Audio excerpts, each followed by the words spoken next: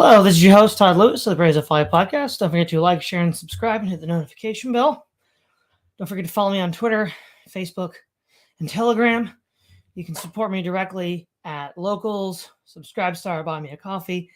And also, don't forget to check out my Substack, where I have all sorts of other written content. So today is going to be our third and final episode of, well, maybe not final, but third part of our Antony, Sutton, and the Scholars series. And since we only have actually 4 articles to go through, this could also be sort of an AMA where people ask me questions about Sutton, because I'm sure there's a lot people don't know. And then beginning next Tuesday, I'm going to begin the series on Sutton and the Wall Street trilogy. And I'll just read the Wall Street trilogy and give commentary on it. And people are free to read along. I've given links before where you can find each of these free online, with the broader purpose of to use the buzzword raising awareness about one of the greatest scholars you've never heard of, Antony Sutton, and how his work revolutionizes our understanding of the 20th century. So let us begin with, Norman E. Cameron, Canadian Slavic Papers, volume 17, number 2. Okay. This is the third volume, completing a comprehensive survey of the origins of applied technology since 1917. The survey is, of course, invaluable, whatever the conclusions one draws from it, in that it is a comprehensive look at major technologies in use in all sectors rather than just a few scattered instances, such as the turbo drill, which Grayson has so thoroughly described. As a result, Sutton and his readers are better able to put individual efforts into perspective and to draw some overall conclusions. The overall picture that emerges is familiar from other contexts. In the high priority sectors where Western technology has not been available, i.e. for military purposes, the USSR has managed to concentrate its innovative resources and produce a good showing. Elsewhere, whether because of exhaustion or its innovative powers or because the comparative advantage lay in using Western designs, the major processes have been informed in one form or another, often with the help of active Western firms and their governments. Few readers were quibble with Sutton's facts, and he has done us a great service in gathering them all together in such a readable form. What will generate discussion and disagreement are the conclusions to be reached from these facts. Do they suggest, as Sutton claims, that the centrally planned Soviet economy is just not a viable economic system for a dynamic world? Or do they suggest that the Soviet leaders have once again displayed their sheer grasp of economic rationality at the national level by letting the Western economies do all the expensive testing? The large Soviet commitment to basic research and invention suggests that the latter cannot be the reason. Yet, the sure grasp of theory found by visiting Western experts certainly suggests that the former cannot be true either. Sutton's diagnosis reconciles the two by arguing that the weakness lies in engineering rather than in science. But it is surely hard to base non-viability of an entire economic system on engineering weakness. Sutton also argues in a very general vein that the problem will not be solved and the economy will not become viable without decentralization of power away from the party, a conclusion which does not seem to be justified by the facts as he has presented. If we agree that innovation is risky to managers, especially in the short run, and the economic managers up to the deputy minister level are neither well rewarded for taking such risks, nor left in office for long enough to get a longer-term payoffs, then we need to look no further for an explanation, and the grip of the party need not be loosened to solve the problem. The work also sheds fascinating light on issues other than Soviet innovation. First, the 75 major technologies investigated should provide insight into the embodiedness of technical change of the sort that is exported to other countries. Second, the conflict between the ideological, political objectives of the West and the economic objectives of the Western corporate suppliers of technology provides a prize object lesson on the workings of social policy decision-making in the West. Now, again, so this is in 75. Again, it's kind of interesting, right? from our vantage point, the idea is, well, of course the Soviet Union was going to fail. Of course it was inefficient. Of course they couldn't plan. There was a lot of shills in the Western Academy that were like, well hold on. It can work. It can work. But, we now know that it didn't work. Again, what's interesting here about Mr. Cameron is that, again, he totally accepts the veridical reality of the evidence Sutton has acquired. In fact, there isn't even much quibbling about the theoretical extrapolation. So, which is interesting. This would put him in. Okay, so there's three groups of authors that we see who have reviewed Sutton's work. Those who, all of which, of course, accept the evidence, the actual empirical research and evidence that he's produced. They quibble over the differences or their view of the theory. One is hostility. And these are a lot of the Soviet shills. Oh, we just don't like Sutton's conclusions. Some of them do claim that there is a disagreement over methodology and certain statistics, which are not in my area of expertise, and they might be a valid criticism. I don't know. The second one is somewhat curious, but not convinced. It's like, well, impressive research, interesting theory. Let's see if we can get more evidence because we're only on book one. And then, of course, thirdly, those who are broadly supportive. With each publishing, there are fewer reviews, which I find interesting. And I think that might actually indicate the trend away from using his work, which after these reviews is almost entirely left out. Okay, now we're on to the next one. Grayson. T.J. Grayson, Soviet Studies, Volume 27, Number 1, January 1975. The underlying theme of this book and the two previous volumes is that by far the most significant factor in development of the Soviet economy has been its absorption of Western technology, with a complete lack of indigenous innovations. Sutton argues that the Soviet Union has obtained and continues to obtain imported technology by a number of avenues, including 1, Lend-Lease, 2, post-war reparation, 3, selective purchases of machinery and equipment to be copied, 4, acquiring from a third party, usually in Eastern Europe, 5, espionage, and that most technologies in use in the USSR can be identified immediately as being of Western origin. Others, however, need examination in depth to show their foreign source. In his attempt to substantiate this position, Sutton has examined a number of industrial sectors, relying in the main on reports and observations by Western government officials, scientists, and businessmen. The industrial sectors examined include mining equipment, non-ferrous metals,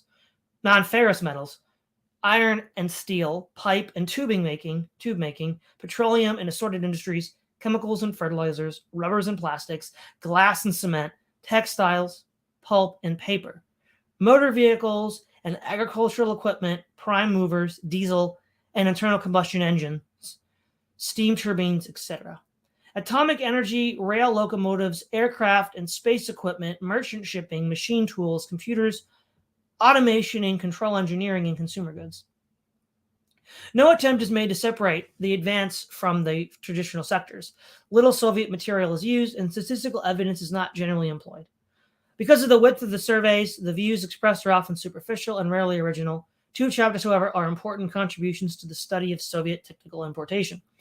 There is the study of design and manufacture of marine diesel engines based on the Soviet Register of Marine Shipping, which clearly shows reliance on Western technology. However, Sutton fails to exploit this information to provide insight into the procedures used in grafting foreign technology onto the Soviet economy. Then there is the examination of sugar beet machinery, which is valuable in that it relies on comparison of Western and Soviet designs for similar plant.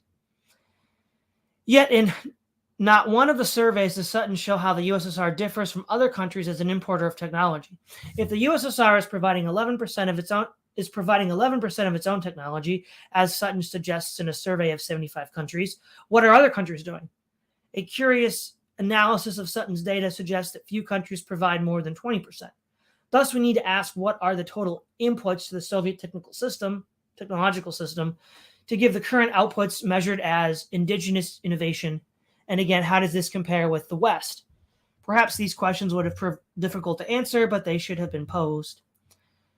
Possible causes of the need for the importation of Western technology are hinted at by Sutton when he notes that the USSR, whilst having an excellent theoretical base and facilities for rapid diffusion of technological information from home and abroad, is unable to turn this into goods and services owing to the system's inability to convert theory into practical industrial operations, i.e., there is an engineering weakness, not a scientific one. This deficiency results in a lag measured in decades behind the USA and Western Europe. Among other weaknesses, this one weakness has delayed the development of numerical control machine tools in the USSR. But here again, Sutton fails to differentiate the Soviet lag behind the leader, in this case the USA, from its position relative to other industrialized nations. This, in fact, can be a general criticism of all the surveys in the book, since one is never sure of the nature of the lead and the country of origin. Equally, one is not clear on the particular cause of lag. According to Sutton, the Soviet Union in acquiring advanced Western technology follows a common pattern: first acquisition, second duplication, and standardization, and finally dependence on domestic production. In this way, he argues technical modernization is acquired and moreover economic and technological flexibility is maintained, since any deficiencies in the plan may be made up with imported items. Sutton also views economic planning with skepticism, especially its ability to promote innovation. These and similar views are inadequately argued, which suggests insufficient objectivity on Sutton's part, coupled with fatal. These and similar views are inadequately argued, which suggests insufficient objectivity on Sutton's part, coupled with a faulty analysis of economic and technical factors. A major contention of the final part of the book is that there is an inconsistency in the trade and defense policies of Western nations, the USA in particular. They spend vast sums on their military capabilities and at the same time provide the means for their enemy to arm itself with modern weapons. This view is based on what can only be considered the widest definition of strategic goods and includes any product or process which improves the Soviet industrial fabric. Thus, Sutton is critical of the technical assistance offered to the USSR for the design and manufacture of marine diesel engines, which he claims have been subsequently used to power merchant shipping carrying military goods to Cuba, Vietnam, etc. Similarly, he considers that the assistance given in building the Fiat Togliatti automobile plant provided military transport which could have possibly supplanted the bicycle on the Ho Chi Minh Trail in Vietnam. The arguments used in this analysis are biased and fail to represent a complete picture of all the factors involved in the trade with the USSR. I'm just going to stop here. I find this a wholly unconvincing stance. Obviously, this was called the Cold War for a reason. The U.S. and the Soviets weren't directly shooting at each other, but nonetheless, we're competing against each other for complete dominance.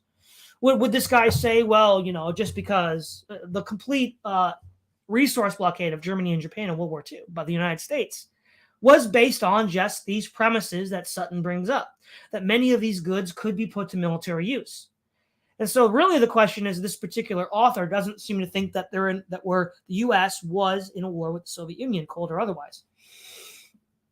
And that the Soviet Union was just like any other nation, like Japan or England or South Africa or Brazil, which I can only say that, the Soviet shilling was really strong in the 60s and 70s. It was really strong. Sutton has provided a useful basis for the study of Soviet technical development by bringing together scattered information and has raised the level of debate on Soviet technology. No longer will it be satisfactory to generalize on the level of Soviet technology, since this work provides a framework for deeper analysis. It must, however, be considered a preliminary to further studies of industrial sectors. Any publications of this type, which must establish not only the level of reliance of the USSR on the West for advanced technology, but the causes of the situation and all the mechanisms of this type, will be of little value if they fail to differentiate between the relative leads and lags of various nations in any given technology. Only then can the position of the USSR be judged as regards domestic innovation. Again, what's killing me about this is all of these authors are saying that Sutton's work revolutionizes. I mean, how many times have we read so far? Revolutionizes our view of the Soviet Union. And then by the 80s, more or less complete silence. So I'm wondering what happened. This is all very sus. And I'll get to it a little bit later. Even in the 80s, the Ronald Reagan's specialist advisor on the Soviet Union, Richard Pipes, in his book "Survival is Not Enough," favorably quotes and cites Sutton. So this was from the guy that had the ear of Ronald Reagan. And he only used selective parts of Sutton, but we'll get to that later. So it's like, this is really suspicious. And again, I don't have any answers other than that. What would explain this? Okay, Raymond Hutchings, International Affairs, 1944 to, I guess, the then present, Volume 50, Number 4, October 1974. This volume completes a 3-volume study which surveys with assiduity an extremely large amount of material, little of which has been revealed before, and derives from its very important conclusions. Although each successive volume, covering a consecutive period, contains more pages than its forerunner, each consecutive period is longer. The enlargement since 1917 in the scale and complexity of Soviet economic activity must limit further the coverage of the later volumes. This coverage is on the whole remarkably detailed, although the study concentrates on manufacturing industry. The particular strength of this volume, as of its forerunners, lies in its analysis of the actual technical situation and in its author's imperviousness to propaganda. Sutton's view, which is maintained very consistently throughout, is that the Soviet economic development has depended essentially on the acquisition of modern technology from the West. He investigates many technologies in service of the Soviet Union, signifying their Western origins, disclosing the companies involved, very largely American, and in many cases the occasion of the transfer and the destination of the equipment. Western governments, especially that of the United States, are shown to have participated in effecting or in failing to prevent these transfers. Sutton finds this blameworthy. He argues that it has been in fundamental conflict with American defense policy. To subsidize and support a system that is the object of massive military expenditure is both illogical and irrational. This confrontation makes Sutton's study of direct interest to students of international affairs as well as of technology as a factor in Soviet development.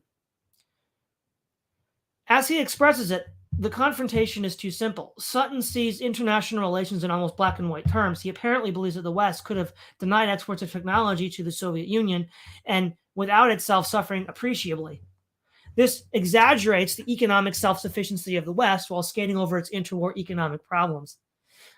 What's funny, right? What's so ironic about this is what is going on right now under the Biden administration.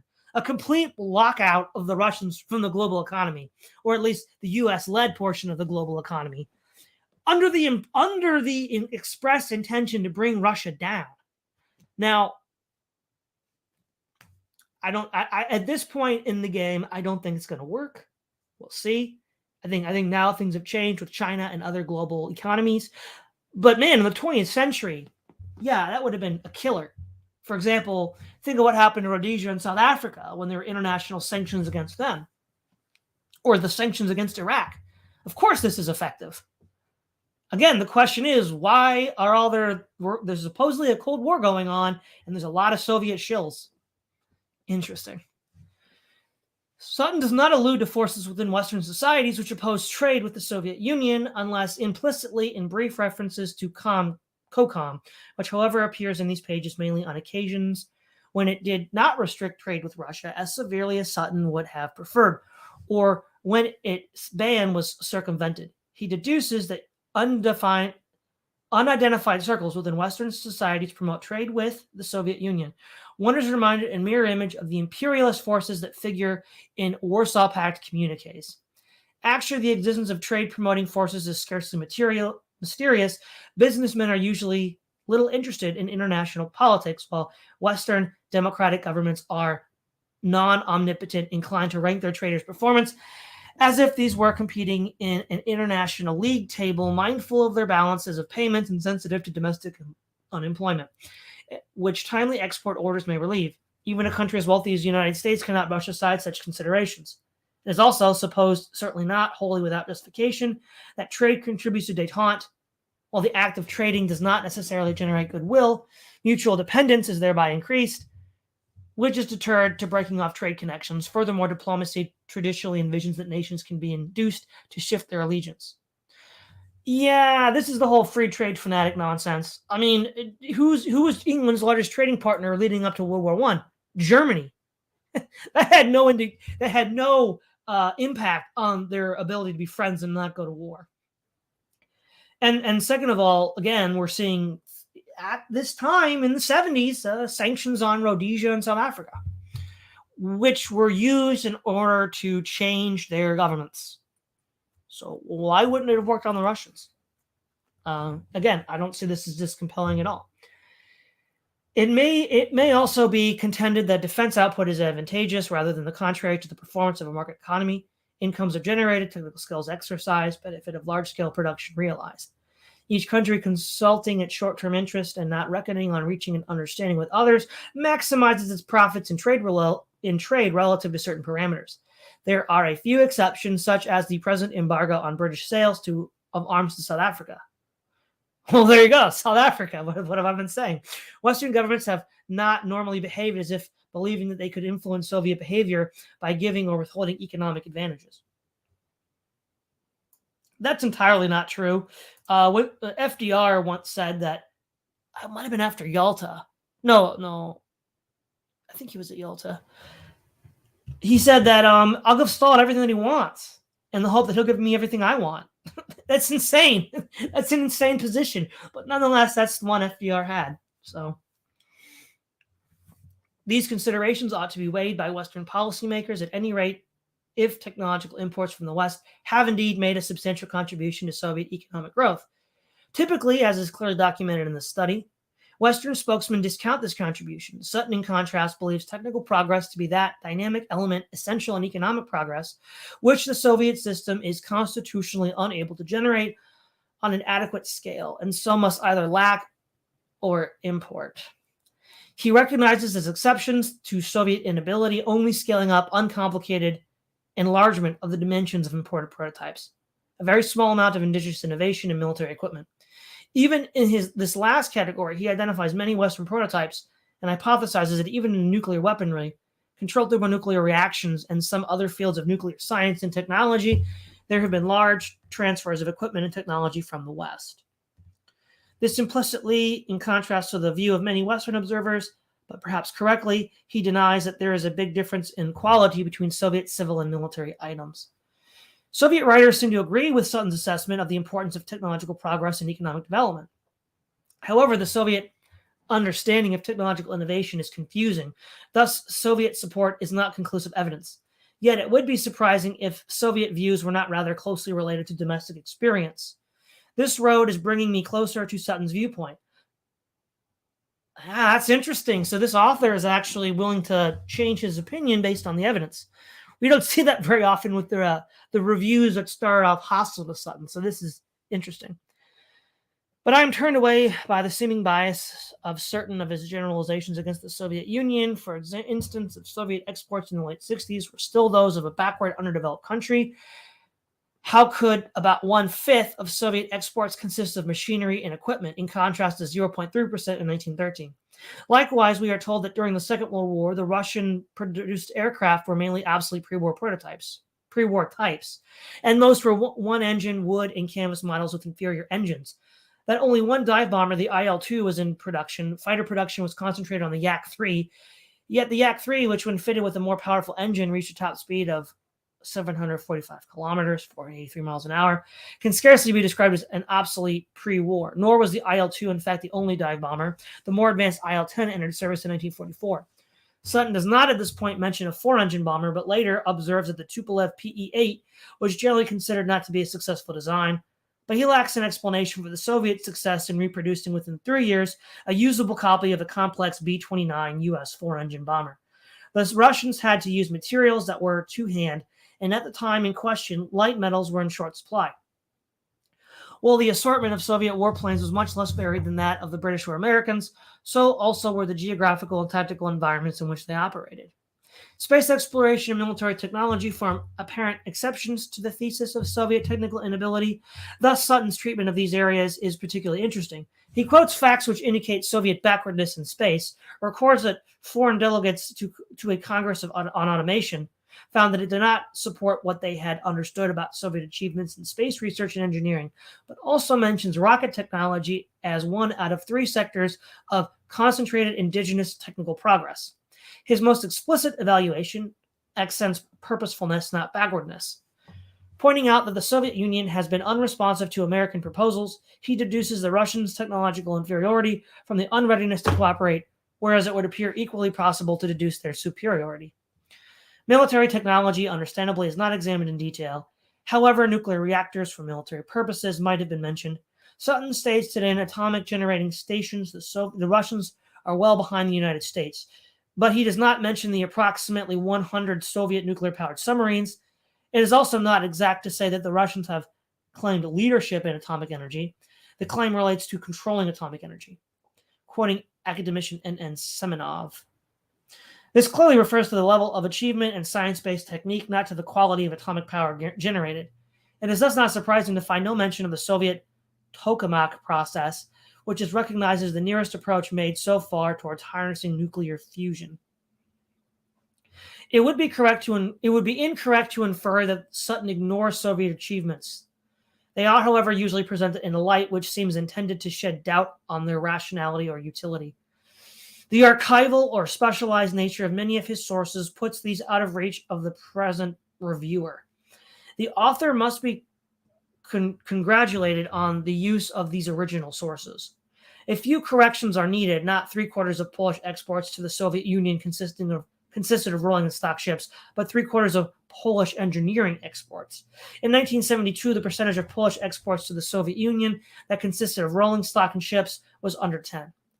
Disastrous harvests did not result from Khrushchev's new land plan, without which the Soviet grain position would, on the contrary, have become worse. Mogilev is not in Soviet Armenia.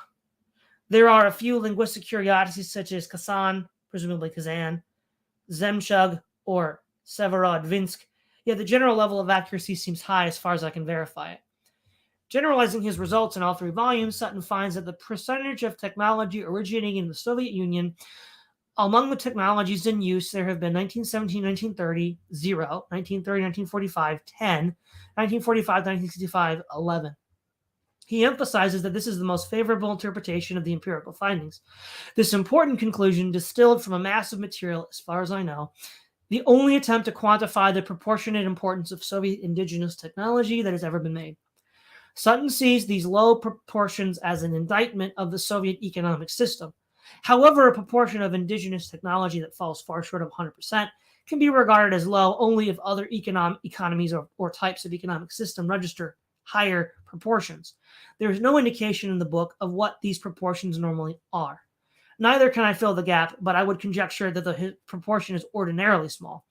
The relationship must also be put into the historical setting. The fact that within a little more than a decade, the Soviet proportion had been raised from 0 to 10 might be seen as a substantial accomplishment. Thus, in the end, Sutton's thesis seems overstated. There is, however, no doubt that he constructs in its favor a strong case. Certainly at present, when huge new developmental deals are in the offing, and some loans are extended to the Soviet Union at below market rates, it is timely to inquire whether history has provided sufficient retrospective justifications for such promotions. So I would say Raymond Hutchings falls in the middle second category of interesting but not fully convinced, which I'm okay with that. I don't, right now, I'm not interested in proving the Soviets can innovate. I think Sutton is largely correct on that point, but merely showing that the scholarly positions at the time were that this book was very well researched. And based on the empirical acquisition of data was impeccable. To then ask why it's not mentioned anymore. Last review for tonight. Samuel Lieberstein, Technology and Culture, July 1974, Volume 15, Number 3, July 1974. Okay, this third volume of Sutton's Western Technology and Soviet Economic Development continues the story of technological transfer between West and East through the post-war years. The author maintains the same high standards of scholarship presented in the earlier volumes. For the first time, we learn the true extent of Lend-Lease aid to the Soviets and the exact breakdown of such aid. On the whole, the description of the engineering items involved in technical transfer between the free world and the Soviet Union and Eastern Bloc are impressive. There can be no doubt that Sutton is well versed in technical engineering details. Volume 3, however, also reveals the shortcomings of his approach to a study of technical transfer, which were already apparent in the earlier volumes, but now crystallized fully. Sutton has ignored the social organizational dimension of technical transfer, reducing it merely to the engineering aspect. Page after page, he traces the origin of various types of Soviet equipment to Western models. Once this is done, he is content to speak of the Soviets' ability to scale up from original Western models of machines and equipment, but denies to the Soviet system the capacity to innovate in the technical field. As far as indigenous technical innovation goes, Sutton credits the Soviet Union with such paltry accomplishments as medical sutures, the turbo drill, and similar peripheral achievements.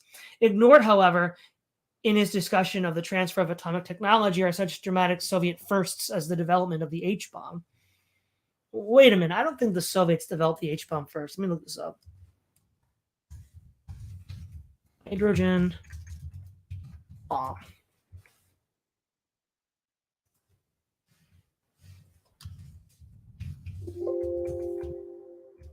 Let's see. First use.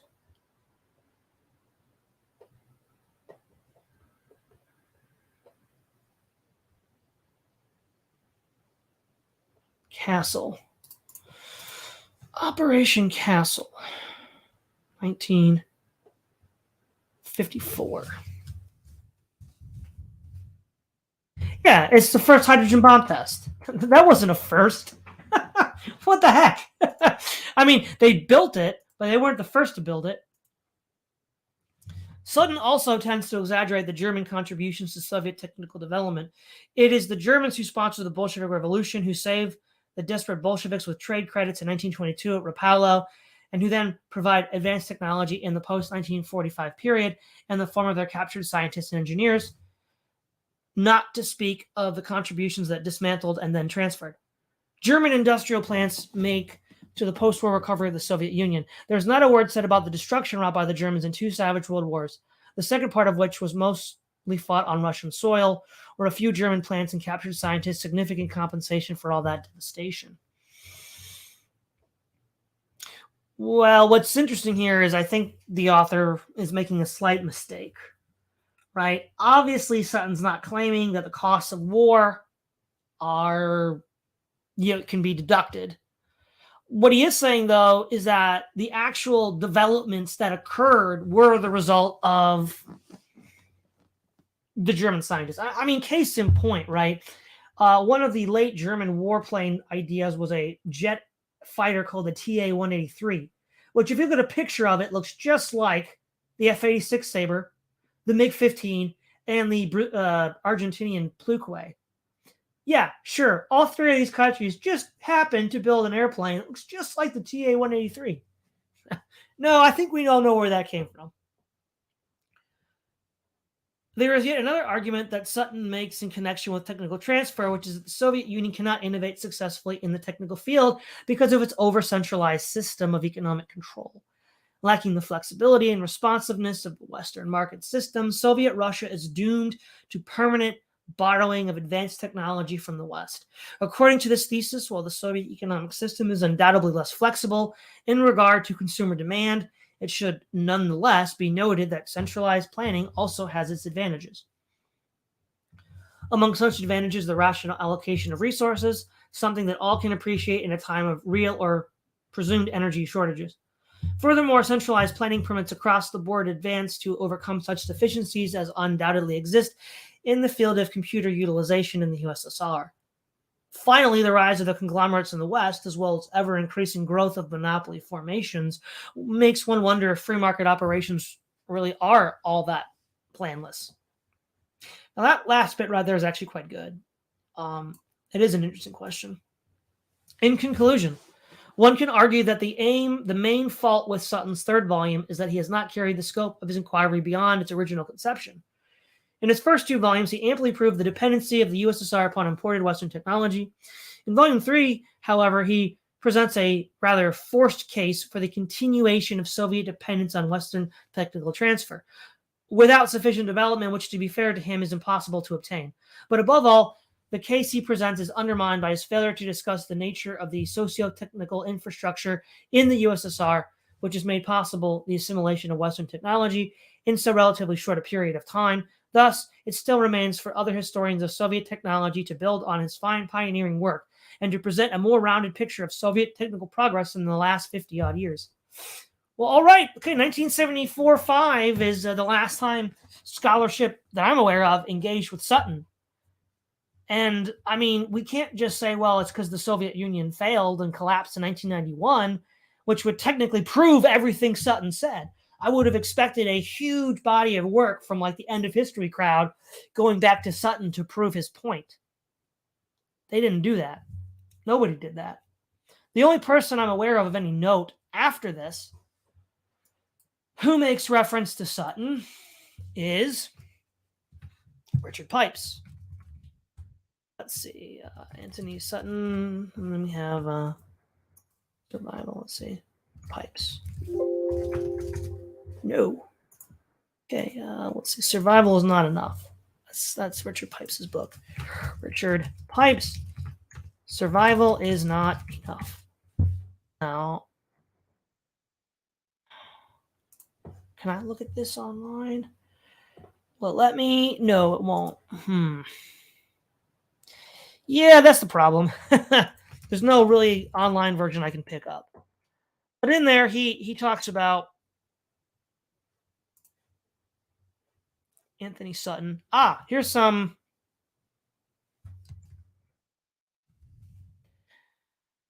This is a section, I'll share this on the screen, from a website that is broadly favorable to Antony Sutton. Share screen. Where were we? There we go. Okay. Professor Richard Pipes of Harvard said in his book Survival is Not Enough, Soviet Realities and American Future. In his 3-volume detailed account of Soviet purchases of Western equipment and technology, Antony Sutton comes to conclusions that are uncomfortable for many businessmen and economists.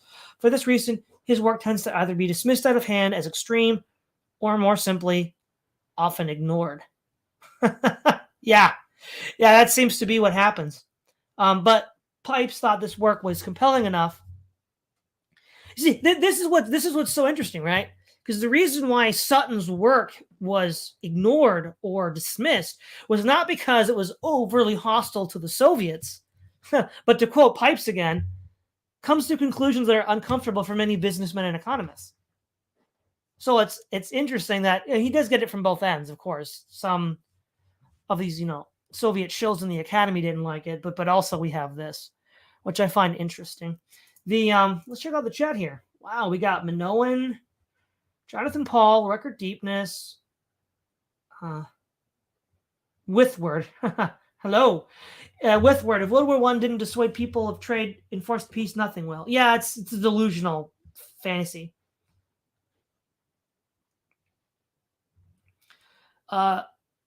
Whitworth, Russia's too big with too many friends for sanctions to topple their government. Yeah, I agree now. That's the case. I think under Soviet autarky, especially after they were isolated from China by Nixon, that might have been more viable. Record deepness. A few German plans is a massive understatement. Massive transfers of German equipment and even labor occurred as part of reparations. Yeah, as well as Japanese industrialization in Manchukuo. Fun smart. Hello. Also, like the entire aerospace Soviet project was German scientists. Simple as. Now, yes, the U.S. also, for aerospace, included German scientists with Operation Paperclip, but the Americans were already doing this independently. We had Goddard in the 20s and 30s experimenting with rocketry. In 1945, the United States released its own jet fighter, the P-80 Shooting Star. So it's not like we couldn't do it without German technical assistance. But why not take it, right? It's like, why not use it? But the Soviets were in a much more unenviable position. Ooh, foreign affairs. We have a review here. Maybe this will help. No. No. Oh, well. I don't have a subscription to Foreign Affairs, so that's not going to work. The other thing about pipes that is really sus, really, really, really sus, is we know that Pipes likes Sutton a lot. He's going to use his research as evidence for a policy of aggressive sanctions against the Soviet Union in Survival is Not Enough. But when he writes his authoritative history of the Russian Revolution and Civil War, what does Pipes leave out? The Wall Street Bolshevik connection. And I'm like, what? Like, bro, this is completely unacceptable. You know this because you've read the trilogy, and if you've read the trilogy, you presumably also know of Sutton's work on Wall Street and the Bolsheviks. So there you go. Why? I don't know. I mean, Pipes is dead now, so we can't ask him. But it's very suspicious to me that Pipes would do that. Because, right, we know that he knows. Right? He appeals to these arguments in order to make his case.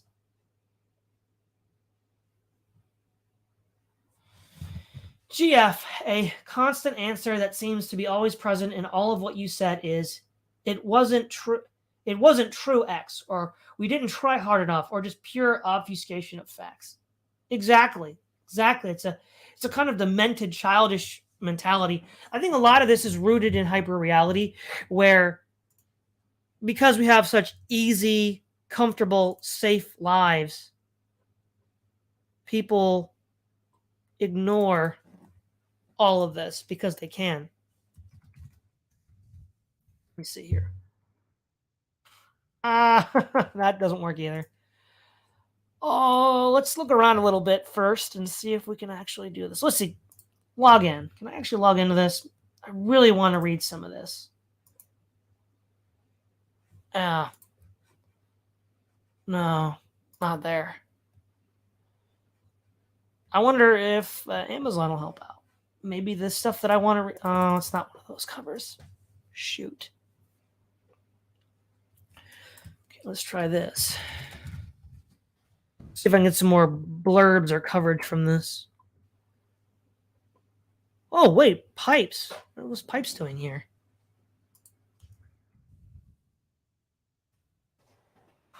What? Wait. So on the Amazon listing for Wall Street and FDR, the Wall Street trilogy, we have this review from Pipes. Sutton comes to conclusions. Oh, I guess he's speaking in the main generally. I guess that just sums it up. I guess a conspiracy of the money interest. That's interesting. Oh, hey, Sutton's mentioned here. The best enemy, or Pipes is. From the best enemies money can buy. Okay, good. Let's read about what Pipes has to say. Antony Sutton is not about to offer the following evidence. Let me see if it's still on share. Oh, it's not. There we go. Add to screen. Antony Sutton is not about to offer the following evidence in his own academic self-defense, so I will. Perhaps the best informed American scholar in the field of Soviet history and overall strategy is Professor Richard Pipes of Harvard University. In 1984, his chilling book appeared, Survival is Not Enough, Soviet Realities and American Future. His book tells at least part of the story of the Soviet Union's reliance on Western technology, including the infamous Kama River truck plant, which was built by the Pullman Swindle Company of Pittsburgh, Pennsylvania, a subsidiary of M.W. Kellogg Co. Professor Pipes remarks that the bulk of the Soviet merchant marine, the largest in the world, was built in foreign shipyards. He even tells the story, related in greater detail in this book, of the Bryant Trucking Grinder Company of Springfield, Vermont, which sold the Soviet Union the ball bearings machines that alone made possible the targeting mechanism of Soviet MIRV ballistic missiles. Yeah, that's just completely insane. You're going to sell that to an enemy who you've got nukes pointed at? That to me is insane and really causes us to think. And then a footnote 29 on page 290, he reveals the following. In his 3-volume detailed account of Soviet purchase of Western equipment and technology, Antony Sutton comes to conclusions that are uncomfortable for many businessmen and economists. For this reason, his work tends to either be dismissed out of hand as extreme or more simply often ignored. Professor Pipes knows how the academic game is played. The game cost Sutton his academic career, but the academic game is very small potatoes compared to the historic game of world conquest by the Soviet Empire. We are dealing with a messianic state which intends to impose its will on every nation on the earth, a goal which Soviet leaders have repeated constantly since they captured Russia and their nearly bloodless coup in October 1917. More Pipes. So it's not that Pipes. Okay, I guess that's it. Well, yeah, since I can't read that directly, I guess that's all I have for Pipes. But this is exactly the case. There is a conspiracy in academia, and maybe I'll just use this as a way to get on that soapbox. That is absolutely ridiculous. Academia is this group think of propagandists that just basically don't allow the truth to get out. Sutton is a really, I mean, I didn't even get far enough in the academy to do what Sutton did. He did everything by the numbers, and they still threw him out. So these people are just completely incorrigible. Now, where does this all come from? I'm going to put this to some good use. The Rockefeller Foundation Annual Report, 1946.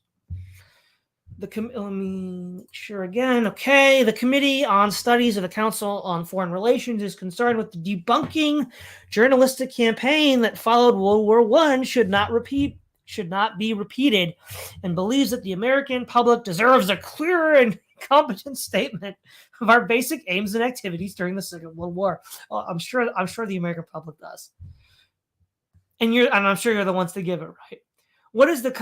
What is contemplated is not nationalistic treatment, but rather a history with the issues and the problems presented by an American historian for an American public.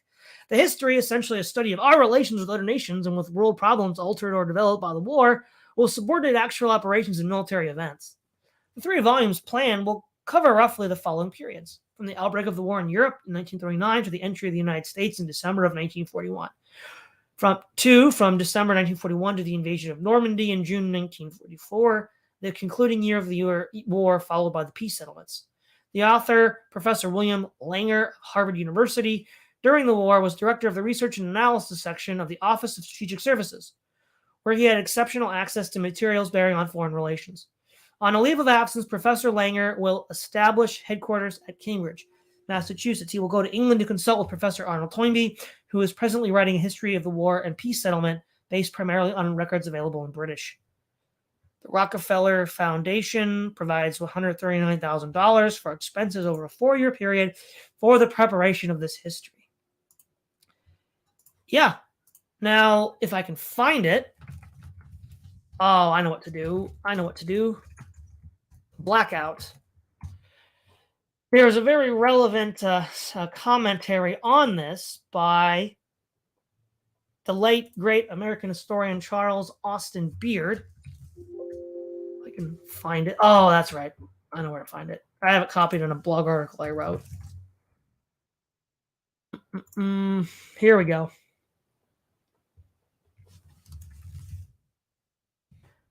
Right. Okay, screen share again.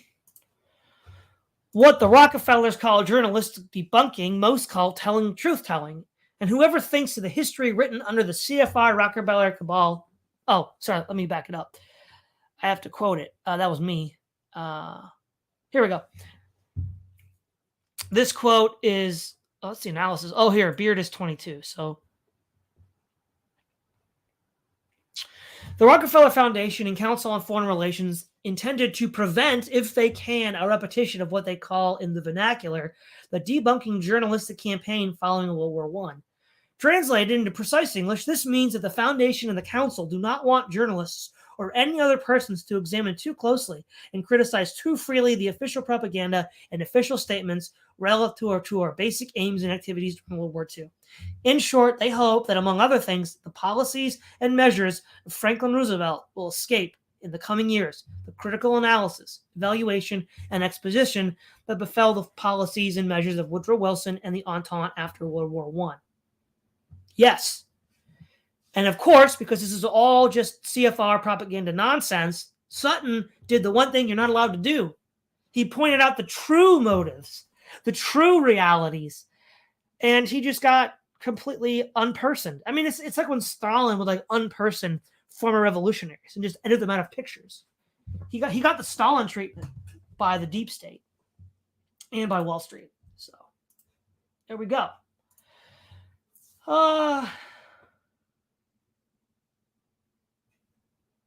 The groupthink is in every field to remember the whole word reading. Anyone record deepness? I don't. Manoa, YouTube has been especially harsh on this chat. Half the messages are hidden under top chat. Wow. I was a little surprised. That's good to know, Manoa, because I was a little surprised at how, quote, little engagement I was getting. But that's partly because of YouTube. So I don't know, guys. Whatever. But so that finishes up the reviews of the three, in English anyhow. I can't read French or German, of the reviews of the three technical transfer books that Sutton wrote. Next week, we will begin with Wall Street and the Bolshevik Revolution. Just double check here. And Antony Sutton.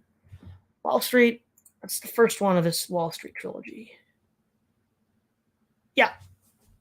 And we'll go read through all of his Wall Street trilogies and the best enemies money can buy. Again, people watch me read, even if they won't read themselves. So everyone, thanks for tuning in. Thanks for your input. This is Todd Lewis, Praise of Life Podcast, signing off.